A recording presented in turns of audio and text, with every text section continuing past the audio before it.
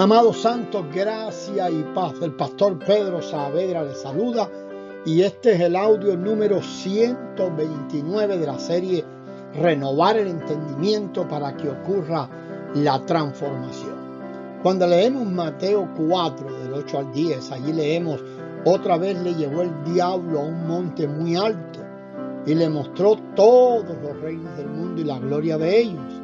Y le dijo: todo esto te daré si postrado me adorares. Entonces Jesús le dijo: vete, Satanás, porque escrito está: al Señor tu Dios adorarás y a Él solo servirás.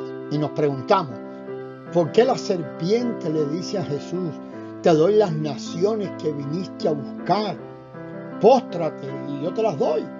¿Por qué lo rechazó Jesús? Leímos que lo llevó a un monte alto y le mostró todo. Y la serpiente no es tonta. Satanás no iba de cara dura con Jesús al decirle: mira, te doy las naciones, si en realidad no las tuviera. Jesús mismo lo llamó el príncipe de este mundo, Juan 12:31. Y Pablo lo llamó el Dios de este siglo en 2 de Corintios 4. Pero Jesús sabía que había que ir más adelante. Él iba a recuperar todo aquello, pero de acuerdo al plan divino. No podía haber victoria sin que no hubiese una cruz en el camino. Entonces lo que hace Dios es que sigue su plan de miles de años, que generación tras generación nos muestra la Escritura. Y vemos en ella, en las Escrituras, que hay gente siempre guardando la simiente. Gente en todas las generaciones que entiende que hubo un anuncio, que va a llegar un día, el día, y hay que preservarle a Dios las generaciones para el cumplimiento de su propósito.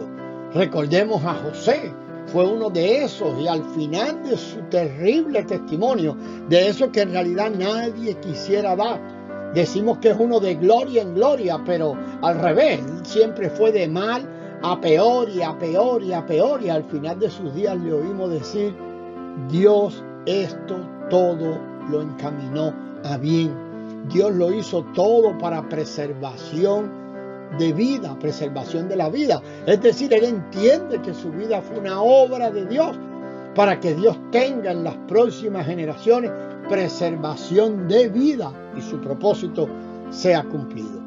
Y llega Jesús y parece que a Dios por un rato se le olvida que hace miles y miles de años hay un plan trazado y un anuncio y gente esperando, y llega el día. Y a Dios se le ocurre dejar a Jesús 30 años en una casa. Porque como Dios no tiene tiempo, para Él no pasa nada. 30 años más o 30 años menos no es nada. Es de destacar que Dios permitió que su hijo venga primero en un bebito humano totalmente dependiente, vulnerable, y que hay que darle de comer, hay que bañarle, cambiarle de pañales, cuidar que no se muera aplastado en la cama cuando sus padres se dan vuelta. ¿Cómo es posible esto? Y esperó allí 30 años. O sea que parece que a Dios se le había ido un poco su sano juicio, pero en realidad no, nunca. Él lo tiene todo calculado, todo bajo control. Y vemos un mensaje tremendo de esa acción que responde con esa acción de Dios, el niño, el Cristo de la gloria, 30 años allí en un hogar. Y ese mensaje es muy fresco para estos días. Dios estaba diciendo: yo diseñé el matrimonio, yo diseñé la familia. La familia es un lugar donde se forma a una persona para su asignación en el propósito. Así lo dispuse yo. Y deja 30 años a su hijo encapsulado primero en un bebito humano que va creciendo y va siguiendo todas las tradiciones, la sinagoga todos los sábados, circuncidarse al 8º día, aprender la Torá de memoria, todo lo que había que hacer, Jesús lo tuvo que hacer. Y llega el día, y así es como estamos viendo el día, aquel día, el antes y después. Llega un día donde Dios dice estas palabras: este es mi Hijo amado en quien estoy complacido. Amado, y meditemos en esto. ¿Cuántos milagros hizo Jesús hasta ese día? La respuesta es 0, ninguno. ¿Cuántos discípulos tenía hasta ese día? La misma respuesta, cero. ¿Cuánta gente conocía a Jesús como el superlibertador del mundo, el Mesías prometido, al que todo el mundo quería matar, apedrear y llevarlo a la cruz lo antes posible? Cero. Jesús venía sencillamente de una casa. Llega en su encuentro con Juan el Bautista, que era el líder referente espiritual de las naciones en este momento, y lo bautiza, y Dios dice: estoy complacido. Este es mi hijo. Vemos que hay un antes y un después. Y para Dios no hay una pérdida de tiempo. 30 años en un hogar para que después, solo 3 años y medio, Él hizo todo lo que tenía que hacer.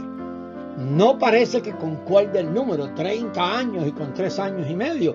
Pero Hebreos dice que por lo que padeció, aprendió obediencia.